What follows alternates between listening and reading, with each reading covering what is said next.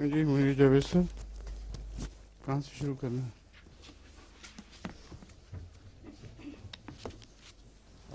باون یا 53؟ باون. تلاوت کہاں تک ہو چکی ہے؟ 59 تک. پورے رکوع تک. ایک آیت کی تلاوت کے بعد شروع کرتے ہیں، پھر اگلا پڑھ لیں گے.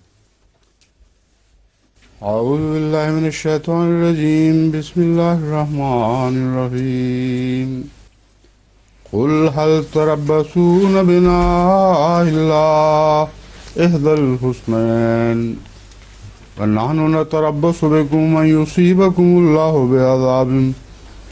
بعذاب من عنده او بأيدينا فتربصوا انا معكم متربصون.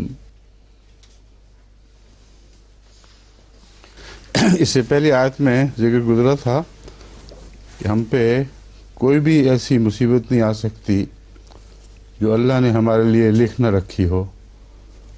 بس جو بھی تقدیر میں لکھی جائے گی وہی آئے گی، اس کے سوا کچھ نہیں آئے گی. اس سے یہ شبہ پڑتا ہے کہ خدا تعالیٰ کی طرف سے مسلمانوں پر کوئی مصیبتیں ٹوٹنی ہیں. اگلی آیت اس شک کا ازالہ کر رہی ہے جو اب پڑھی ہے میں نے. یہ بتا رہی ہے کہ خدا کی طرف سے جو بھی مقدر میں لکھا گیا ہر حال میں مسلمانوں کے لیے بہتر ثابت ہوگا. کوئی بھی ایسی تکلیف نہیں آئے گی جو ان کے لیے عملاً نقصان دہ ثابت ہو. وقتی طور پر ہو بھی تو انجام کار اسی میں ان کی بھلائی ہے. اس کے برعکس مسلمان جو ان سے توقع رکھتے، ان کے متعلق جانتے ہیں کہ ان سے ہونے والا ہے، وہ بالکل الٹ چیز ہے. قل هل تربصون بنا الا احدى الحسنيين. انہوں نے کہا تم بتاؤ کہ تم ہمارے متعلق ان دو اچھی باتوں میں سے اور کیا توقع رکھ سکتے ہو. جو تمہاری انتہائی بد توقعات ہیں ان دونوں کو حسنیین فرمایا گیا ہے. ہمارے حق میں تو بہت ہی اعلیٰ نتائج پیدا کرنے والی چیزیں ہیں. وَنَحْنُ نَتَرَبَّصُ بِكُمْ أَن يُصِيبَكُمُ اللَّهُ بِعَذَابٍ مِّن عِندِهِ أَوْ بِأَيْدِينَا. اور ہم تمہارے متعلق یہ توقع رکھ رہے ہیں، انتظار کر رہے ہیں، أَن يُصِيبَكُمُ اللَّهُ کہ اللہ تمہیں عذاب پہنچائے، من عندہ خواہ اپنی طرف سے براہ راست، او بِأَيْدِينَا یا ہمارے ذریعے سے، ہمارے ہاتھوں سے تمہیں عذاب پہنچائے. پس تربصوا تم انتظار کرو، انا معکم متربصون ہم بھی تمہارے ساتھ انتظار کر رہے ہیں. قل انفقوا طوعا او کرہا لن يتقبل منکم. تو ان سے کہہ دے کہ خواہ تم اپنی مرضی سے خرچ کرو یا مجبور ہو کر خرچ کرو، تم سے کچھ بھی قبول نہیں کیا جائے گا. انکم کنتم قوما فاسقین تم یقیناً ایک بد کردار قوم ہو. فسوق میں ہر قسم کی شریعت سے بغاوت اور وہ بدعمالیاں جو شریعت کے نظریے بدعمالیاں ہیں وہ شامل ہوتی ہیں. تو جہاں جہاں بھی فاسق کا لفظ آتا ہے اس میں یہ سارے معنی شامل ہیں. وما منعهم ان تقبل منهم نفقاتهم الا انهم كفروا بالله وبرسوله. اور کیا بات ہے، کس چیز نے ان کو روکا؟ ان تقبل منهم نفقاتهم، منعهم سے مراد یہ ہے ان کے بارے میں کیا بات حائل ہو گئی، کس چیز نے ان کو ان کی قربانیوں کا نتیجہ حاصل کرنے سے محروم کر دیا. منعهم کا مطلب کون سی چیز ایسی حائل ہوئی جس سے یہ نتیجہ نکلا ان تقبل منهم نفقاتهم کہ ان کی مالی قربانیاں قبول نہ کی جائیں. الا انہم کفروا باللہ وبرسولہ، سوائے اس کے کسی چیز نے یہ نتیجہ پیدا نہیں کیا، یعنی ان کو اپنی مالی قربانیوں کے فائدے سے محروم نہیں کیا الا انہم کفروا باللہ، سوائے اس کے کہ انہوں نے اللہ کا انکار کر دیا، وبرسولہ، اور اس کے رسول کا، ولا یاتون الصلاۃ، اور نماز پڑھنے نہیں آتے یا نماز نہیں پڑھتے، الا وہم کسالى، مگر اس حالت میں کہ وہ بہت سستی دکھا رہے ہوتے ہیں، نماز میں کوئی توجہ نہیں ہوتی بلکہ غافلانہ حالت میں نماز پڑھتے ہیں، ولا ينفقون الا وهم کارہون، اور خرچ نہیں کرتے مگر سخت ناپسندیدگی کے ساتھ، کراہت محسوس کرتے ہوئے۔ اب یہ سوال دیکھ لیجئے، بہت ہی اہم آیت ہے اس پہلو سے کہ جن کو متعلق خدا کفر کا فتویٰ لگا رہا ہے، قطعی طور پر کہہ رہا ہے یہ مرتدین ہیں، اسلام کا نام لائے ہیں، جھوٹ بولتے ہیں، مالی قربانی پیش کریں گے بھی تو قبول نہیں کی جائے گی، اس کے باوجود ان کو نمازیں پڑھنے کی اجازت ہے، مسجدوں میں آتے ہیں، حضرت صلی اللہ علیہ وآلہ وسلم کی قیادت میں نمازیں پڑھتے ہیں اور آپ کی امامت میں نمازیں پڑھتے ہیں، اور ان کا نہ قتل عام کیا جا رہا ہے، نہ ان کو مسجدوں میں آنے سے روکا جا رہا ہے۔ یہ وہ مسلک ہے جو آج کل کے جو بنیاد پرست مولویوں نے اختیار کیا ہوا ہے، کوئی دور کا بھی اس سے تعلق نہیں ہے۔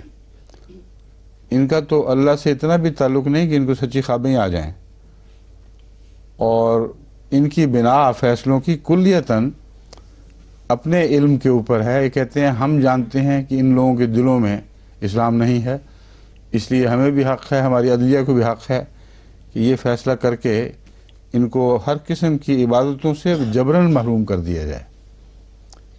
یہ دین ایک طرف، اور ایک یہ دین جو قرآن کریم ہمارے سامنے رکھ رہا ہے کہ اللہ تعالیٰ خود بتا رہا ہے کہ ان کی قربانیاں قبول نہیں کی جائیں گی، خواہ وہ جبراً خرچ کریں خواہ خوشی سے بھی کریں، دونوں صورتیں میں ان کی مالی قربانیوں کا فائدہ ان کو کوئی نہیں پہنچے گا۔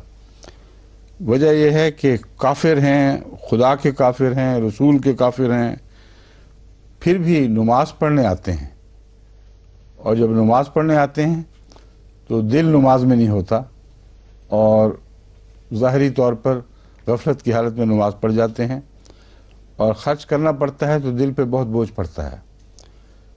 یہ نفاق اتنا قطعی ثابت شدہ کہ اللہ فتویٰ دے رہا ہے، اور اس کے باوجود نہ ان کی گردنوں پر تلوار چل رہی ہے، نہ ان کو مساجد میں آنے سے روکا جا رہا ہے، نہ ان پر کسی قسم کی کوئی شرعی پابندی لگائی جا رہی ہے کہ کلمہ نہیں پڑھنا، نماز نہیں پڑھنی، اپنے آپ کو مسلمان نہیں کہنا۔ اور تمام حضرت صلی اللہ علیہ وآلہ وسلم کی زندگی میں ایک بھی ایسا واقعہ نہیں کہ کسی نے اپنے آپ کو مسلمان کہا ہو اور حضور صلی اللہ علیہ وآلہ وسلم نے اس کو مسلمان کہلانے کی، اپنے آپ کو مسلمان کہنے سے باز رکھا ہو، حکم دے دیا ہو کہ تم اپنے آپ کو مسلمان نہیں کہہ سکتے۔ کسی ایک ایسے شخص کے متعلق بھی حضور صلی اللہ علیہ وآلہ وسلم نے مسلمان کہلانے کے خلاف کوئی کارروائی نہیں کی، نہ روکا، نہ لوگوں کو کہا کہ ان کو مسلمان نہیں کہنا، نہ کوئی سزا عائد کی، جن کے متعلق اللہ تعالیٰ نے خود بتا دیا تھا کہ پکے کافر ہیں، ان کے دل میں ایمان نے جھانکا تک نہیں، پھر بھی مسلمان کہلانے کے حق سے نہیں روکا گیا۔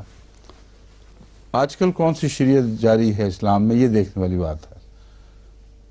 جن مسلمان ممالک میں اس کے برعکس شریعت نازل ہو رہی ہے یا جاری ہو رہی ہے، وہ خود دعویٰ داران نبوت ہیں، اصل میں وہ خاتمیت کے دشمن اور منکر ہیں، کیونکہ قرآن کی شریعت کے برعکس ایک اور شریعت جاری کرتے ہیں، اور بڑی بے دھڑلے کے ساتھ، بے دھڑک ہو کر نئے احکامات جاری کرتے چلے جا رہے ہیں۔ اس لیے یا وہ خود خدا بنے ہوئے ہیں، یا پہلی شریعت کے منسوخ کر کے دوسری شریعت کے لانے والے بن گئے ہیں۔ فرماتا ہے فَلَا تُعْجِبْكَ أَمْوَالُهُمْ وَلَا أَوْلَادُهُمْ، ان کے اموال بھی تجھے تعجب پسند نہ آئیں یا مروب نہ کریں۔ یہاں دراصل مروب کے معنوں میں ہے فَلَا تُعْجِبْكَ أَمْوَالُهُمْ وَلَا أَوْلَادُهُمْ، ان کے مال بھی کھلے کھلے ہیں، ان کے اموال پر بھی کوئی حملہ نہیں ہو رہا، ان کی اولادیں بھی خوب اچھی طرح انہی شہروں میں انہی ملکوں میں آباد ہیں، ان سے کوئی باس پرس نہیں ہو رہی، کسی حق سے محروم نہیں کیا جا رہا۔ صرف اتنا فرمایا گیا ہے فلا توجب کا اموالہم، تمہارے دل میں ان کے اموال دیکھ کر، ان کی اولادیں دیکھ کر کسی قسم کی کوئی کشش پیدا نہ ہو، پسند نہ کرنے لگو ان کو۔ اگر دنیا میں اچھی حالت میں رہتے ہیں تو تب پسند آتے ہیں، اس کے بغیر کیسے پسند آ سکتے ہیں؟ تو توجب کا بتا رہا ہے کہ ایسے اچھے حال میں دنیا کی زندگی بسر کر رہے تھے کہ مسلمان ان میں سے بہت سے ایسے تھے جو کم درجے کے حالات میں، مالی اور دوسرے حالات میں تنگی کی حالت میں بسر اوقات کرتے تھے۔ توجب کا مخاطب اگرچہ آن حضرت صلی اللہ علیہ وآلہ وسلم ہے، مگر پہلے میں بارہا بیان کر چکا ہوں کہ آپ کو مخاطب کر کے امت کے نسبتاً کمزور لوگوں کو تنبیہ کی جاتی ہے، ورنہ یہ تو ناممکن تھا کہ آن حضرت صلی اللہ علیہ وآلہ وسلم ایسے لوگوں سے کسی درجہ بھی مروب ہو سکیں، کسی رنگ میں بھی مروب ہو سکیں۔ انما یرید اللہ لیعذبہم بہا فی الحیات الدنیا وتزہق انفسہم وہم کافرون۔ اللہ تعالیٰ کا منشا یہ ہے، یرید اللہ لیعذبہم، تاکہ ان کو عذاب دے۔ مراد ہے اللہ صرف یہ چاہتا ہے، انما یرید سے مراد ہے صرف اللہ یہ چاہتا ہے تاکہ ان کو عذاب دے اسی دنیا میں، وَتَزْحَقَ أَنفُسُهُمْ، اور ان کی جانیں اس حالت میں نکل رہی ہوں، وَهُمْ کافرون، کہ وہ کافر ہوں اور خدا کے نزدیک وہ کفار میں شمار ہوں۔ اب یہ جو جانیں نکلنے کا منظر اور عذاب کا، اس ساری تصویر میں ان کی قتل و غارت کا کہیں کوئی ذکر نہیں ہے، تبھی موت کی طرف اشارہ ہے، اور فرمایا ہے کہ ان اموال کے باوجود وہ عذاب کی حالت میں رہیں گے، یا اللہ تعالیٰ کی طرف سے کوئی نہ کوئی ایسی مصیبتیں ان پر ٹوٹتی رہیں گی جن کی وجہ سے ان کی زندگی وبال جان ہو جائے گی، اور تم بظاہر دیکھ رہے ہو کہ وہ اچھے ہیں لیکن ان کی دل کی حالت بہت بری ہے۔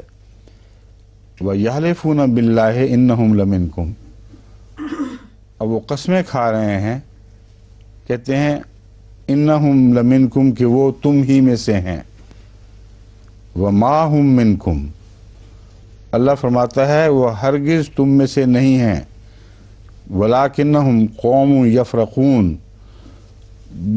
یقیناً لیکن وہ بزدل قوم ہیں، ڈرنے کی وجہ سے یہ کہہ رہے ہیں۔ اور احمدی کو کہتا ہے کہ ہم مسلمان ہیں، قسمیں بھی کھائے تو کہتے ہیں کہ ہرگز نہیں، تم مسلمان نہیں ہو، کیونکہ تم ڈرنے کی وجہ سے ایسا کر رہے ہو، اس لیے تم پر ہمارا فتویٰ جبر کا چلے گا، ہم تم سے زیادتی کریں گے۔ حالانکہ یہ بات جو یفرقون والی ہے احمدیوں کے حال پر لگتی ہی نہیں ہے، کیونکہ اگر خوف سے انہوں نے کوئی مذہب بدلنا ہوتا تو انکار کر دیتے حضرت مسیح موعود علیہ السلام کا اور احمدی عقائد سے پھر جاتے، اس لیے ان پر تو کسی صورت میں بھی خوف کا الزام عائد ہو ہی نہیں سکتا۔ اس کے باوجود وہ اس الزام کے تابع ان پر ظلم کرتے ہیں کہ تم جو کہتے ہو ہم ماننے کے لیے تیار نہیں، حالانکہ جو کہتے ہیں اس میں خوف ہے۔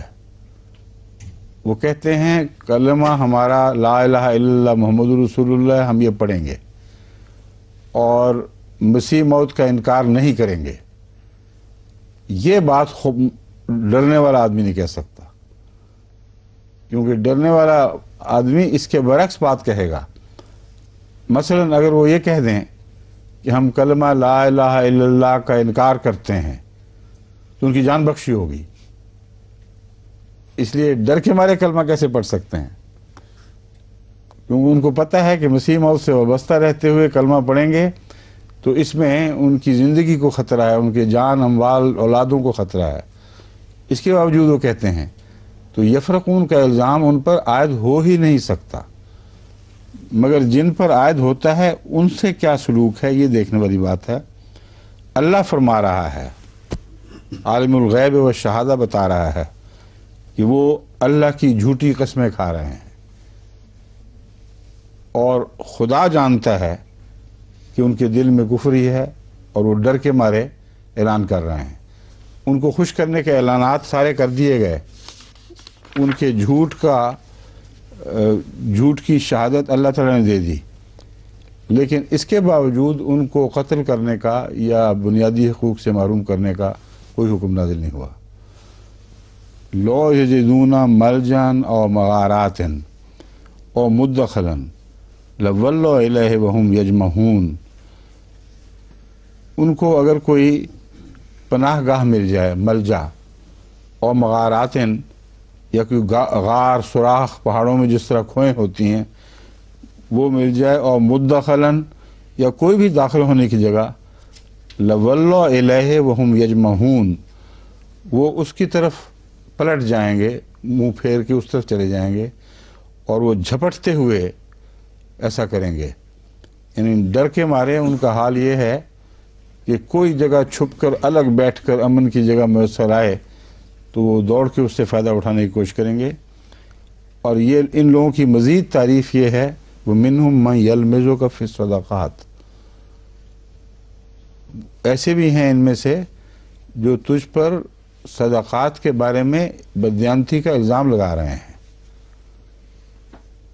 ہر قسم کے لوگ تھے، کچھ ڈر کے مارے بھاگ کر چھپ کر رہنے والے، کچھ ایسے جو ایسے بے حیا اور جسارت والے تھے کہ آن حضرت صلی اللہ علیہ وآلہ وسلم پر مالی بددیانتی کا الزام لگاتے تھے ان اموال سے متعلق جو غرباء اور مسکینوں کے لیے تھے۔ فَإِنْ أُوتُوا مِنْهَا رَضُوا، اگر ان اموال میں سے ان کو کچھ دے دیا جائے تو راضی ہو جاتے تھے۔ وَإِن لَمْ يُعْطَ، اور جب ان کو نہیں دیا جاتا تھا، اِذَا هُمْ يَسْخَطُونَ، تو اس سے وہ بہت سخت ناراض ہوتے تھے، بھڑک اٹھتے تھے کہ ہمیں تو کچھ نہیں دیا جا رہا، یہ ضرور آپ ہی کھا رہے ہیں۔ وَلَوْ أَنَّهُمْ رَضُوا مَا آتَاهُمُ اللَّهُ وَرَسُولُهُ، اگر وہ اسی پر راضی رہتے جو اللہ اور اس کے رسول نے ان کو عطا فرمایا، وَقَالُوا حَسْبُنَا اللَّهُ، اور وہ یہ کہتے کہ ہمیں اللہ کافی ہے، سَيُؤْتِينَا اللَّهُ مِنْ فَضْلِهِ وَرَسُولُهُ، اللہ ہمیں اپنے فضل سے عطا فرمائے گا اور اس کا رسول بھی۔ اِنَّا إِلَى اللَّهِ رَاغِبُونَ، ہمیں تو اللہ ہی کی چاہت ہے، اللہ کی طرف چاہت سے جھکنے والے ہیں، دنیا کے اموال کی ہمیں کوئی پرواہ نہیں ہے۔ یہ اگر کہتے تو یہ ان کے لیے بہتر ہوتا، یا اگر ایمان والے ہوتے، سچا ایمان رکھتے، تو ان باتوں کی بجائے یہ باتیں کرتے۔ اچھا یہاں سے اچھا،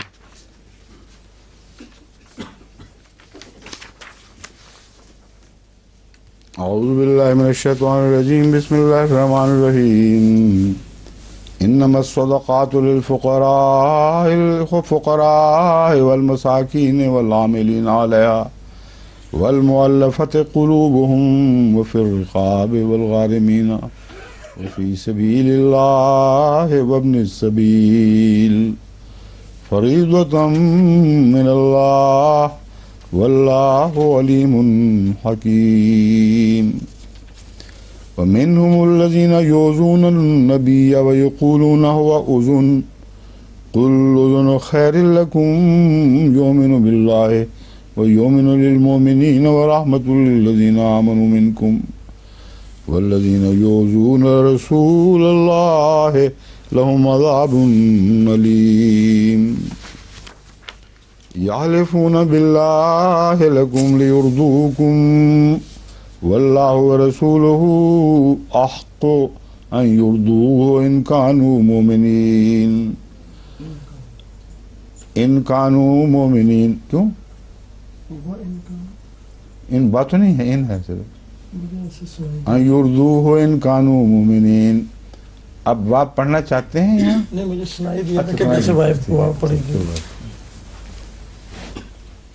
ألم يعلموا أنه من يحادد الله ورسوله فأن له نار جهنم خالدا فيها ذلك الخزي العظيم يحذر المنافقون أن تنزل عليهم سورة تنبئهم بما في قلوبهم قل استهزئوا إن الله مخرج ما تحذرون ولئن سألتهم ليقولن إنما كنا نخوض ونلعب قل بالله وآياته ورسوله كنتم تستهزئون لا تعتذروا قد كفرتم بعد إيمانكم إن نعفو عن طائفة منكم نعذب طائفة بأنهم كانوا مجرمين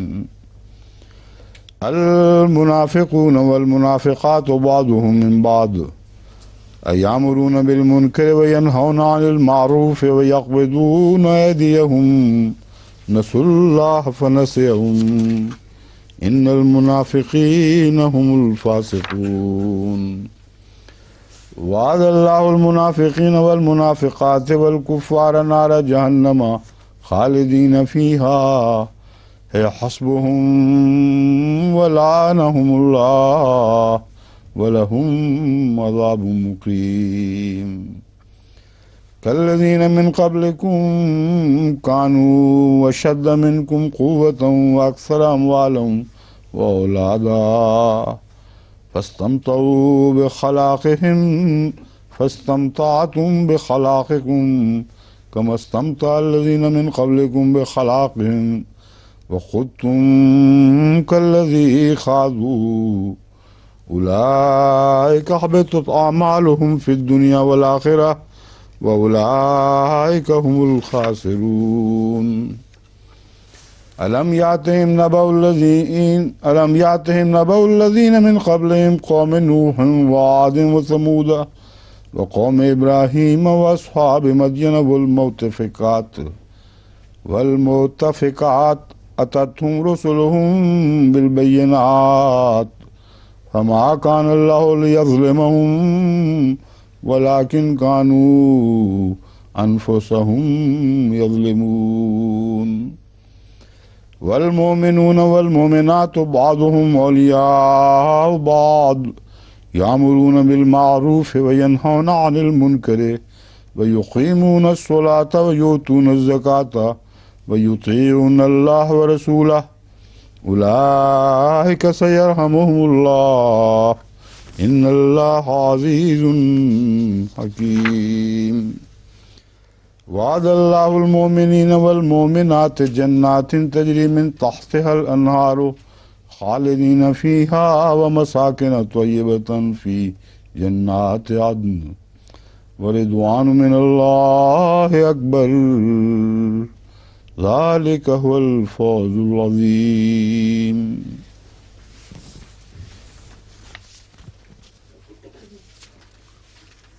انما الصدقات صدقات تو صرف فقراء کے لیے ہیں اور مسکینوں کے لیے اور ان کے لیے جو ان پر کام کرتے ہیں، یعنی جو اس انتظام میں خدمت کر رہے ہیں جن کا کام ہے صدقات کو اکٹھا کرنا۔ والمؤلفۃ قلوبہم، اور ان کے لیے جن کے دل تالیف کے محتاج ہیں، جو تالیف قلب کے دائرے میں داخل ہیں، اور پھر رقاب، اور وہ گردنوں کو آزاد کرانے کے لیے استعمال ہوتے ہیں صدقات، والغارمین، اور چٹیوں کو دور کرنے کے لیے، یعنی کسی پر ایسے مالی چٹی پڑ جائے کہ جو اس کی طاقت سے بڑھ جائے، اچانک بعض دفعہ حادثات کے نتیجے میں ایک شخص ایک بڑی رقم کا دیندار بن جاتا ہے۔ وفی سبیل اللہ، اور اللہ کے راستے میں، وابن السبیل، اور مسافر کے لیے۔ فی سبیل اللہ وابن السبیل، فی سبیل اللہ میں ایک تو یہ معنی ہے کہ اور اسی طرح کے متفرق کام جو اللہ کی خاطر کیے جاتے ہیں، یعنی پہلی جو اقسام بیان کر دی ہیں ان کے علاوہ بھی اللہ کی راہ میں جو بھی ضرورت پیش آ جائے اس پر ان کا خرچ جائز ہے۔ دوسرا معنی ہے جہاد کے تعلق میں، سبیل اللہ جہاد کا ذکر ملتا ہے، تو اگر جہاد کی ضرورت پیش آ جائے تو اس پر بھی یہ صدقات خرچ ہو سکتے ہیں۔ وابن السبیل اور مسافر کے لیے بھی فریضۃ من اللہ، یہ اللہ تعالیٰ کی طرف سے ایک مقرر کردہ فرض ہے۔ واللہ علیم حکیم، اور اللہ تعالیٰ بہت جاننے والا اور بہت حکمت والا ہے۔ یہ وہ اخراجات ہیں یا مصارف ہیں جن پر ان اموال کو خرچ کرنے کے لیے خدا نے یہ اس آیت میں تفصیل بیان فرما دی ہے، اور فرمایا ہے یہ فریضہ ہے اللہ کی طرف سے، ان کے مطابق ہی خرچ کیا جائے گا۔ اور آن حضرت صلی اللہ علیہ وآلہ وسلم کے لیے ناممکن ہے کہ اس فریضہ سے ہٹ کر کسی اور مقصد پر ان اموال کو خرچ فرمائیں، لیکن ان بدبختوں کا حال یہ ہے وَمِنْهُمُ الَّذِينَ يُؤْذُونَ النَّبِيَّ وَيَقُولُونَ هُوَ أُذُنٌ۔ ایک تو مالی الزامات جو لگتے تھے وہ بیان ہو چکے ہیں کہ رسول اللہ صلی اللہ علیہ وسلم پر یہ بددیانتی کا الزام بھی لگایا کرتے تھے، اور اتنی جرأت تھی کہ جانتے تھے کہ اس کے باوجود ہمیں سزا نہیں دی جائے گی، ورنہ مجال نہیں تھی کہ وہ الزام لگاتے۔ بزدل ہونے کے باوجود جب عملاً حملہ ہو رہا ہو غیر قوم کی طرف سے، اس وقت وہ چھپ کے کسی بل کسی سوراخ میں بھی جگہ مل جائے تو وہاں بھی جانے پر ہر وقت تیار بیٹھے، اور سوسائٹی میں رسول اللہ صلی اللہ علیہ وسلم کے سائے میں اتنا امن کہ حد سے زیادہ بے حیائی اور جسارت کی باتوں پر بھی کوئی خوف محسوس نہیں کر رہا ہے۔ یہ آپس کا جو مقابلہ ہے دو حالتوں کا، کہ بزدل ہو کر اتنا جرأت مند، جب تک کامل یقین نہ ہو کہ آن حضرت صلی اللہ علیہ وآلہ وسلم اظہار ثانی کے نتیجے میں کوئی سزا نہیں دیتے، اس وقت تک یہ ان سے یہ حالت رونما ہونی ناممکن تھی۔ اور اب دوسرا طریقہ اظہار ثانی کا یہ بیان فرماتا ہے اللہ تعالیٰ مِنْهُمُ الَّذِينَ يُؤْذُونَ النَّبِيَّ وَيَقُولُونَ هُوَ أُذُنٌ۔ وہ رسول اللہ صلی اللہ علیہ وآلہ وسلم کو یہ کہہ کے دکھ دیتے ہیں وَيَقُولُونَ هُوَ أُذُنٌ، کہ یہ تو کان ہی کان ہے، جو کوئی بھی بات پہنچا دے ہر وقت ہمہ وقت سننے کے لیے تیار، اور چغلیاں سننے کا شوقین، یہ معنی ہے اصل میں۔ غائبانہ کسی کے خلاف باتیں کرو تو ہر وقت سننے کے لیے تیار، اور جو عمل ظاہر ہوتا ہے اس سے پتہ چلتا ہے کہ ہمارے خلاف جو بھی کارروائی ہو اگر ہو تو یک طرفہ باتیں سن کر ہو رہی ہے۔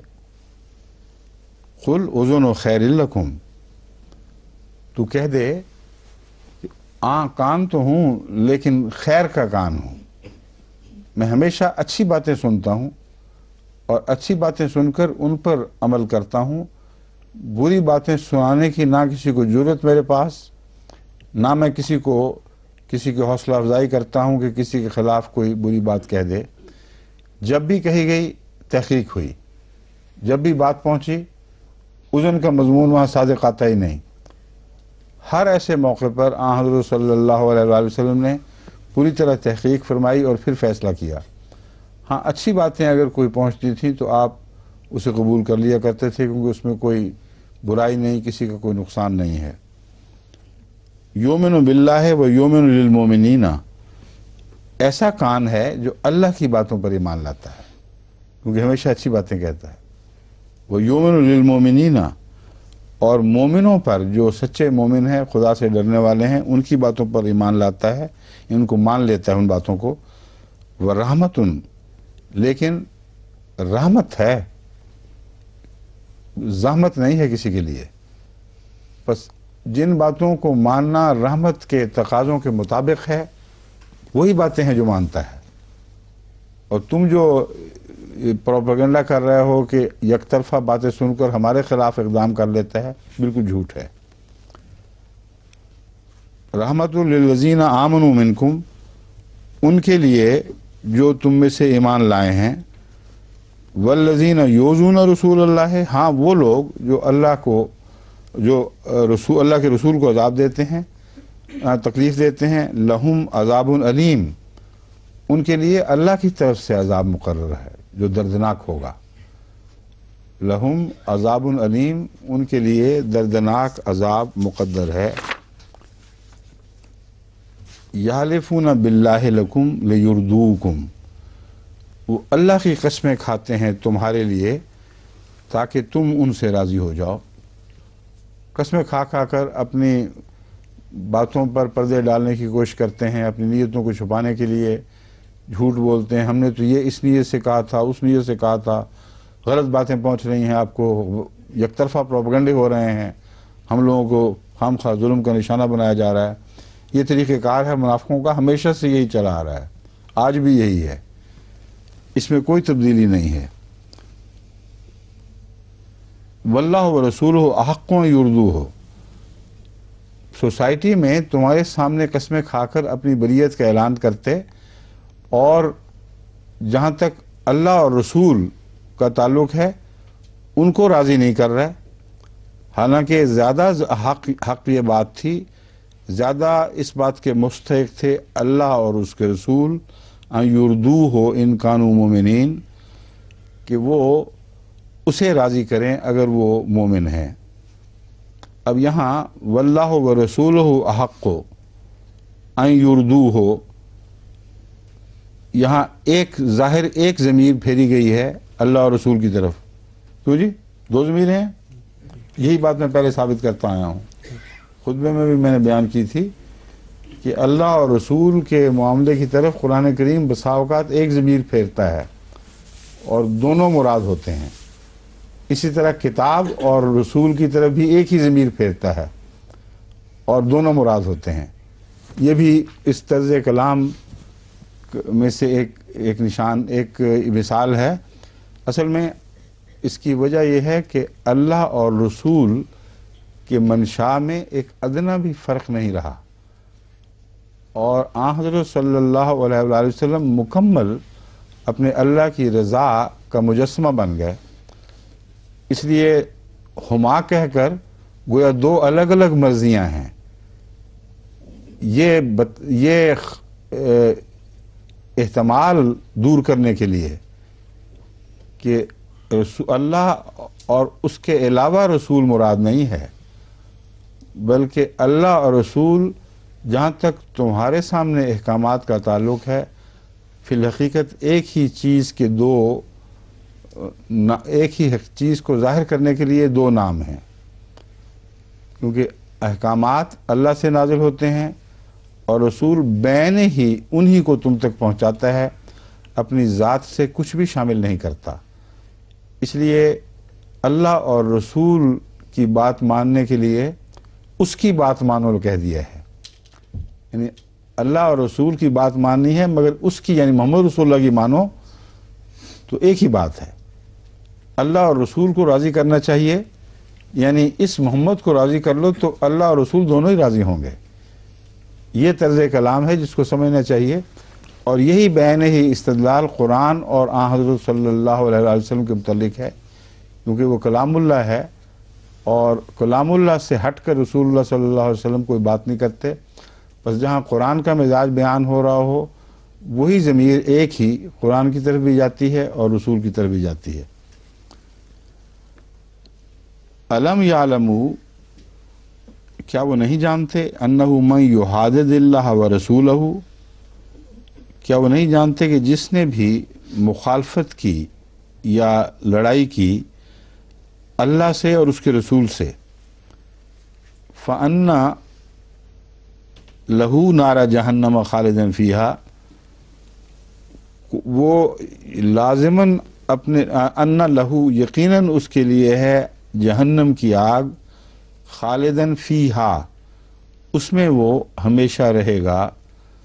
یہاں ہا کی ضمیر نار کی طرف گئی ہے، کیونکہ نارا جہنم مضاف مضاف الیہ ہو کر ایک بات بن گئی ہے، تو وہ اب دوبارہ پڑھتا ہوں، الم یعلموا، کیا وہ نہیں جانتے، انہو کہ وہ شخص جو اللہ سے اور رسول سے دشمنی کرتا ہے یا ان کی مخالفت کرتا ہے، فَأَنَّ لَهُ نَارَ جَهَنَّمَ، تو اس کے لیے جہنم کی آگ ہے، خالداً فیہا، وہ اس آگ میں ہمیشہ رہے گا، ذالک الخزی العظیم، یہ ایک بہت بڑی رسوائی ہے، ایک نہیں چاہیے، الخزی العظیم، یہ بہت بڑی رسوائی ہے۔ ترجمے میں ایک جو لکھا ہوا یہ زائد ہے یہاں، یحذر المنافقون ان تنزل علیہم سورۃ تنبئہم بما فی قلوبہم، منافقین اس خوف کا اظہار کرتے ہیں کہ ان کے بارے میں کوئی صورت نازل ہو جائے، کی جائے، تنبئہم بما فی قلوبہم، جو ان کو متنبع کرے، آگاہ کرے ان باتوں سے جو ان کے دل میں ہیں۔ یہاں میں نے کہا ہے یحذر المنافقون، منافق اس بات کا اظہار کرتے ہیں، اس خوف کا اظہار کرتے ہیں۔ یہ ترجمہ اس لیے کہ جو بعد میں اس آیت کا ٹکڑا ابھی پڑھنے والا ہے وہ اس بات کو ظاہر کر رہا ہے کہ ڈرتے نہیں تھے، جھوٹ بولتے تھے۔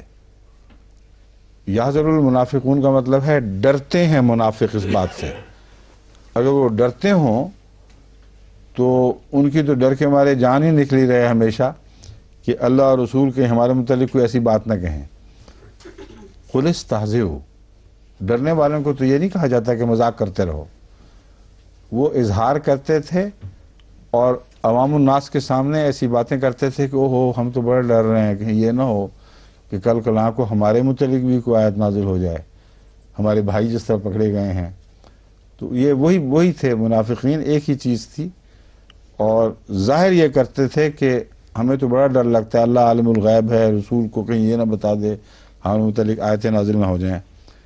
قل استہزئوا، ان سے کہہ دے کہ تم مذاق کرتے رہو، ان اللہ مخرج ما تحذرون، جس کا تمہیں خوف ہے اسے تو خدا نے ظاہر کرنا ہی کرنا ہے، جس بارے میں تم خوف بناتے ہو واقعتاً وہ ظاہر ہوگا، اس میں تمہارے مذاق سے کوئی بھی فرق نہیں پڑتا۔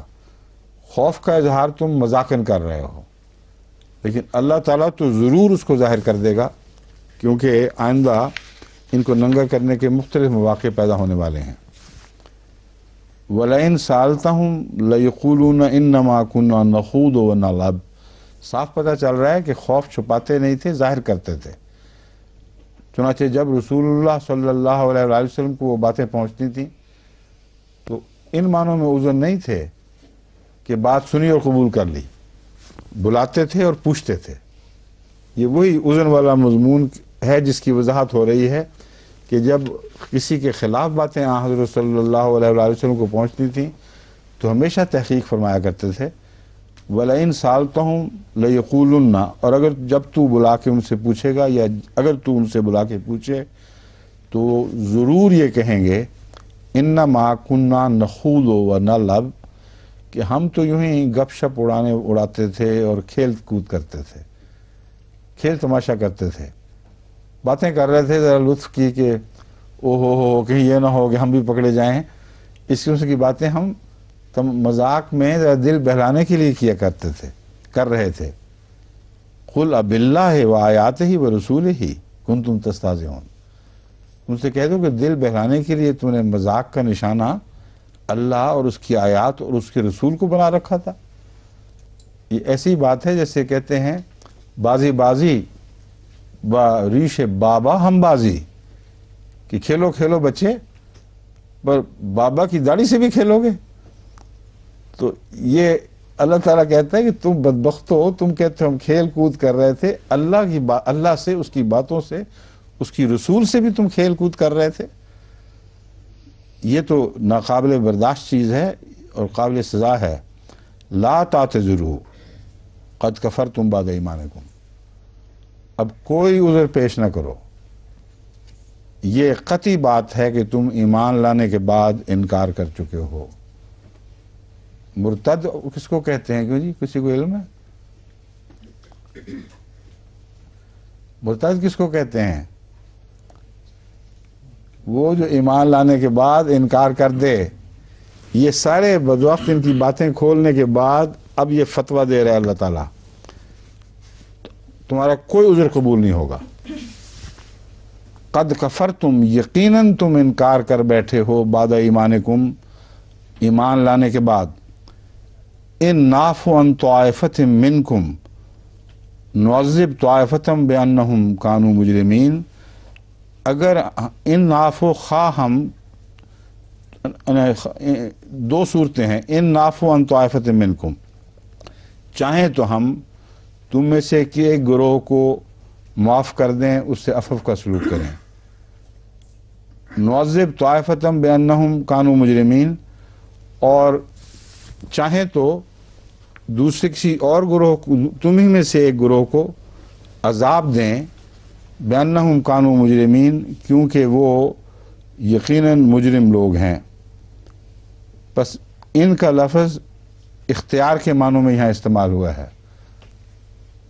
ہماری مرضی ہے، تمہیں چھوڑ بھی سکتے ہیں، معاف بھی کر سکتے ہیں، عذاب بھی دے سکتے ہیں، لیکن کون عذاب دے گا؟ اللہ عذاب دے گا۔ المنافقون والمنافقات، اس تشریح کے بعد باقی آیتیں اس موضوع کو مزید کھولتی ہیں۔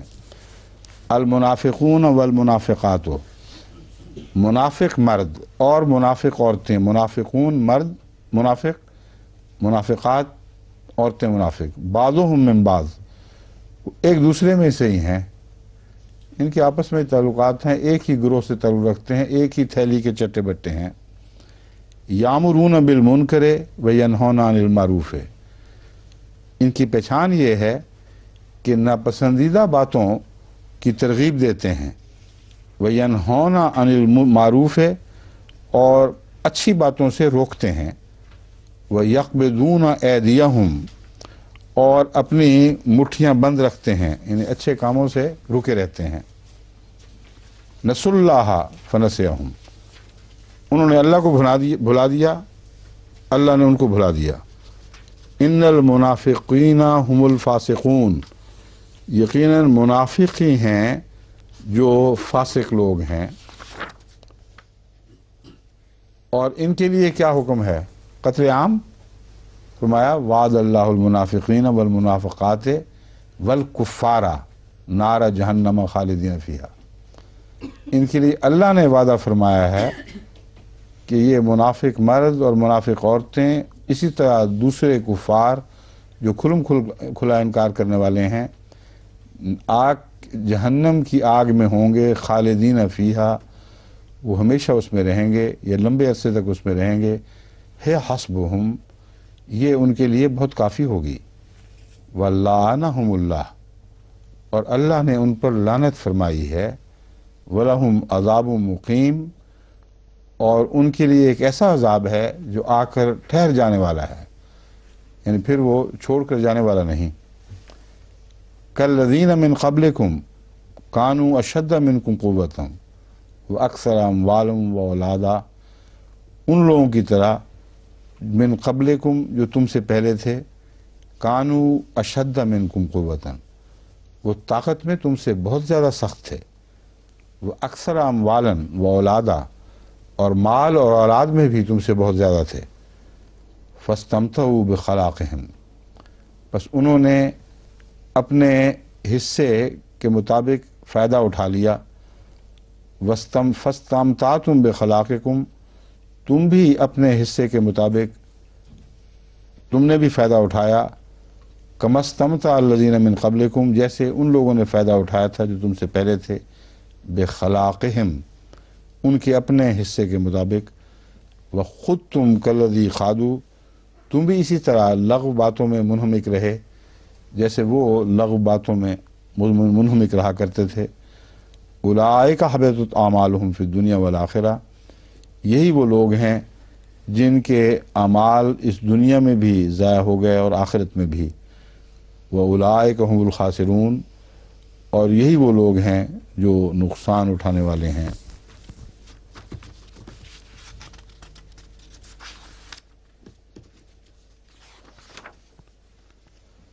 अलम यातहिम नबउल लज़ीना मिन क़ब्लिहिम कौम नूह व आद व समूद।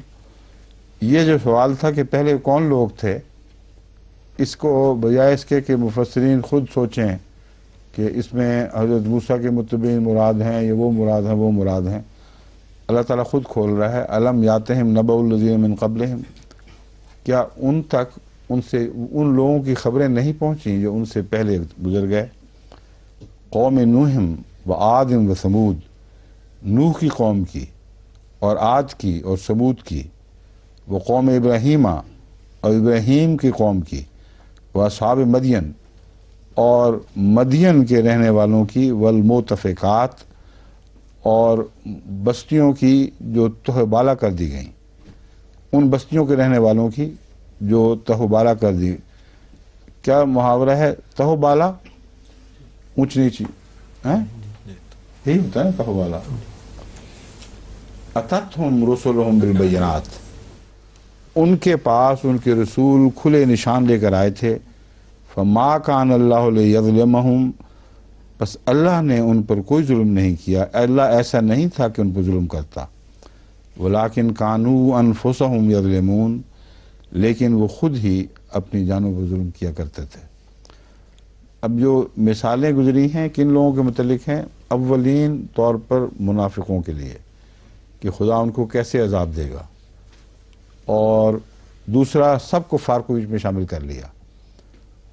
फरमाया तुम अगर देखना चाहते हो कि तुमसे क्या होगा तो इन कौमों के हालात का मुतालिया करो जो तुमसे पहले गुजर गई हैं। हज़रत नूह की कौम, इसमें से कितने लोगों को हज़रत नूह ने कत्ल किया था खुद। व आद व समूद, और आद और समूद, इनमें से एक भी ऐसा नहीं, जो ऐसी कौम एक भी नहीं जिनको अंबिया ने कत्ल किया हो मुर्तद कहकर या काफिर कहकर। उल्टा वो कत्ल किया करते थे इनके मानने वालों को, मुर्तद कहकर और काफिर कहकर। वो कौम इब्राहीम, इब्राहीम की कौम से भी कोई ऐसा नहीं जिसे इस तरह तबाह बर्बाद किया हुआ हो। व असहाब मदियन, और मदियन के रहने वालों का हाल भी देखो जहाँ हज़रत शुएब आए थे। वल मुतफ़िकात, और उन बस्तियों का हाल देख लो जिन्हें खुदा ने तहबाला कर दिया था, वो उल्टा पुल्टा दी गई। इनमें से एक भी वो नहीं है जिसको कुफर की सज़ा मौत या मुर्तद की सज़ा कत्ल के ज़रिए हलाक किया गया हो। अततहुम रुसुलुहुम बिल बय्यिनात, उनके पास उनके रसूल खुले खुले निशान लेके आए। फमा कान अल्लाहु लियज़लिमहुम, बस अल्लाह ऐसा नहीं कि उन पर जुल्म करता। वलाकिन कानू अनफुसहुम यज़लिमून, वो खुद अपनी ही जानों पर जुल्म करने वाले थे।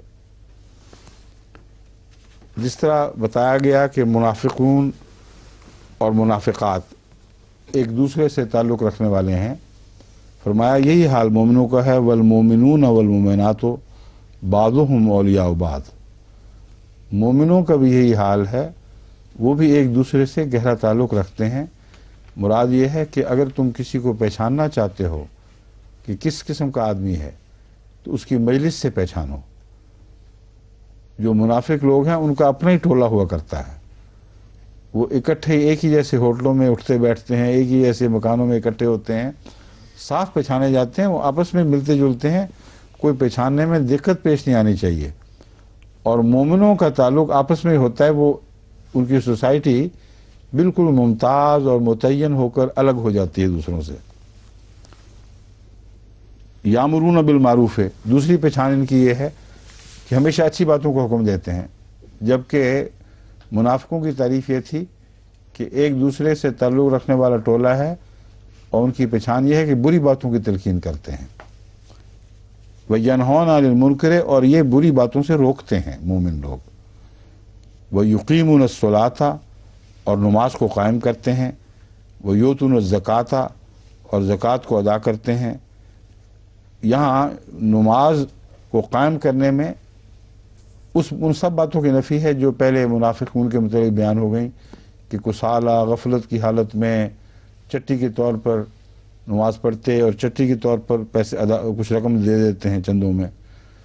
فرمایا یہ وہ لوگ ہیں جو نماز کو کھڑا کرنے کے حق ادا کرتے ہیں، جیسا کہ نماز کو قائم کرنا چاہیے اس طرح قائم کرتے ہیں، وہ یؤتون الزکوٰۃ، اور زکوٰۃ بھی ادا کرتے ہیں، وہ یطیعون اللہ و رسولہ، اور ہمیشہ اللہ اور اس کی رسول کی اطاعت پر کاربند رہتے ہیں، پابندی سے اللہ اور اس کے رسول کی اطاعت کرتے ہیں۔ اولئک سیرحمہم اللہ، یہی وہ لوگ ہیں جن کو ضرور اللہ تعالیٰ جن پر رحم فرمائے گا۔ ان اللہ عزیز حکیم، یقیناً اللہ تعالیٰ غالب اور بزرگی والا ہے، حکیم بہت ہی حکمت والا ہے۔ سیرحمہم اللہ کا جو ترجمہ سا سے کیا جاتا ہے، ایک تو یہ ہے کہ اللہ تعالیٰ ان پر رحم فرمائے گا آئندہ یا قریب کے زمانے میں، مگر ضرور کے معنی بھی سا میں شامل ہیں، تو میں نے یہاں ضرور کے معنی کیے ہیں۔ اللہ ان پر ضرور رحم فرمائے، یہی وہ لوگ ہیں جن پر اللہ تعالیٰ ضرور رحم فرمائے گا۔ کیوں جی ہو گیا رکوع؟ نہیں ابھی ہے، ہاں ہاں۔ وعد اللہ المومنین والمومنات، اللہ تعالیٰ نے وعدہ فرمایا ہے مومنین سے، مومن مردوں اور مومن عورتوں سے، جنات تجری من تحت الانہار، ایسی جنتوں کا یا ایسے باغات کا جن کے دامن میں نہریں بہتی ہیں، خالدین فیہا، وہ ہمیشہ ان میں رہیں گے، ومساکن طیبۃ، اور بہت ہی پاکیزہ ان کی رہائش کی جگہ ہوں گی، فی جنات عدن، ایسی جنتوں میں جو ہمیشگی کی جنتیں ہیں، ورضوان من اللہ اکبر، اور سب سے بڑھ کر اللہ کی رضا ہے جو اللہ کی طرف سے انہیں نصیب ہوگی۔ ذالک هو الفوز العظیم، یہ بہت ہی بڑی کامیابی ہے۔ اب ایک دو باتیں جو پیچھے رہ گئی تھی کرنے والی وہ اب کر لیتے ہیں، چند منٹ ہیں ابھی، یہاں سے کل انشاءاللہ نئی تلاوت، ٹھیک ہے۔ ایک تو میں نے مواطن کے متعلق پوچھا تھا، میں نے کہا مواطن سے مراد یہ بھی ہو سکتی ہے کہ مختلف قبائل کے جو علاقے تھے ان کو موطن کہا گیا ہو، اور بہت سے ایسے موطن جن پر پہلے اسلام کو غلبہ نہیں تھا، حضرت صلی اللہ علیہ وسلم کو ان پر غلبے کی خوشخبری دی گئی ہو۔ دوسرا، میدان جنگ کے لیے بھی موطن کا لفظ استعمال ہوتا ہے۔ میں نے ان سے مجید عامر صاحب سے کہا تھا کہ پتہ کریں کہ قرآنی استعمال کی وجہ سے ڈکشنریوں میں یہ موطن کا معنی راہ پا گیا ہے، یا اس سے پہلے عرب محاورے میں، عرب شعراء کے کلام میں بھی موطن کا لفظ میدان جنگ کے لیے ملتا ہے۔ تو انہوں نے تلاش کر کے اس کو نکالا ہے، کس ڈکشنری کے حوالے سے میں بھی بتاتا ہوں، لسان العرب۔ لسان العرب میں یہ مثال دی گئی ہے ایک پرانے شاعر کی جو 7 ملقات کے شعراء میں شمار ہوتا ہے، یعنی وہ 7 قصیدے جو عربوں کے چوٹی کے شعراء کے خانہ کعبہ میں لٹکائے ہوئے تھے، وہاں لٹکے رہتے تھے ان کے اعزاز کی خاطر کہ یہ اہل کلام شعراء ہیں جو زبان میں سند ہیں، اپنے اپنے مضمون میں درجہ کمال کو پہنچے ہوئے لوگ ہیں۔ ان میں ایک یہ شاعر بھی تھا، طرفہ بن العبد اس کا نام تھا۔ یہ کہتا ہے علی موطن یخش الفتى عندہ الردى متى تعترک فیہ الفرائس ترعدی، یعنی ایسے میدان جنگ میں یخش الفتى عندہ الردى، جہاں انسان ایک جوان ہلاکت دیکھ رہا ہو، اپنی اس کے وہاں اس کو ہلاکت دکھائی دے رہی ہو، متى تعترک فیہ الفرائس ترعدی، جہاں اعصاب پر لرزہ طاری ہو جائے اور وہ خوف سے کانپ رہے ہوں، یعنی پٹھے ٹکراتے ہوں، تعترے کو ایک دوسرے سے بج رہے ہوں، ساتھ دانت اور پٹھے سب چیزیں، ایسے موقع پر وہ اپنی تعریف میں کہتا ہے کہ ہم لوگ آگے بڑھتے تھے اور یہ کیا کرتے تھے۔ تو یہاں موطن بمعنی میدان جنگ ہے، اور دوسرا معنی بھی ہو سکتا ہے ان वतनों में जहाँ हमने लड़ाई को पहुँचे और उनको फिर ज़ेर पा किया, वहाँ ये हाल हुआ करता था। तो दोनों सूरतों में मौतन का लफ्ज़ बहरहाल मुस्तकिल माने वही रखता है जो डिक्शनरी दे रही है कि ऐसी जगह जो वतन हो, जाए करार हो, जाए क़याम हो, हर ऐसे मुकाम के लिए जहाँ इंसान ने मस्कन बना लिया हो उसे मौतन कहते हैं। तो बाज़ का ख्याल है इसलिए भी मौतन लफ्ज़ इस्तेमाल हो जाता है जंग पर कि वहाँ लोग जाकर फिर हमेशा के लिए वहीं के हो रहते हैं, जो मर गए उनका गोया मस्कन मदफन वही हो गया। तो बहरहाल दोनों पहलुओं से ये बात मुमकिन है, और जो इशारा मैंने किया था मैं भी समझता हूँ वो इशारा भी इसमें मुज़मिर है कि तुम्हें अल्लाह ताला ने मुख्तलिफ़ लोगों के औतान पर कब्ज़ा अता फरमाया इसलिए कि उसकी खातिर तुमने अपना वतन छोड़ा था। अपना वतन मक्का था उस वक्त, मक्के को छोड़कर खुदा की खातिर अपने वतन से बेवतन हुए तो अल्लाह ताला ने उन सब के औतान तुम्हें अता कर दिए जिन्होंने मिलकर ये साजिश की थी, एक दूसरे की हमायत की थी कि तुम्हें बेवतन करें। तो उनके वतन को भी खुदा ने तुम्हारे वतन बना दिया। ये माना भी डिक्शनरी की रूह से और मौका और महल के मुनासबत से बिल्कुल दुरुस्त है। अब वक्त शायद ख़त्म हो गया, क्यों जी? कि अभी है वक्त, ठीक है। अगला पहलू, मोमिन को देखते ही डर लगता है कि बस अब गया वक्त है, लेकिन ये इशारे अच्छे बताते हैं। हाँ, एक सवाल ये उठा था वज़य्यन लहुम शैतान आमालहुम के ज़िम्न में कि कौन था वो शख्स, तो उसके मुतालिक मैंने कहा था सुराक़ा बिन मालिक हरगिज़ नहीं हो सकता, क्योंकि सुराक़ा बिन मालिक के जो ईमान लाने के हालात हैं वो इस वाक़े से मुतसादिम हैं। उसकी बजाय एक और शख्स के, क्या नाम था उसका, उर्फ़ उमैर बिन वहाब, उसकी रिवायतें मैंने बताई थी कि वो भी बयान किया जाता है कि वही था। हाफिज़ मुज़फ़्फ़र साहब ने जो रिवायत भेजी है वो इसकी तायीद में है, मगर एक और नक्शा खींच रही है जो मेरे नज़दीक दुरुस्त नहीं है।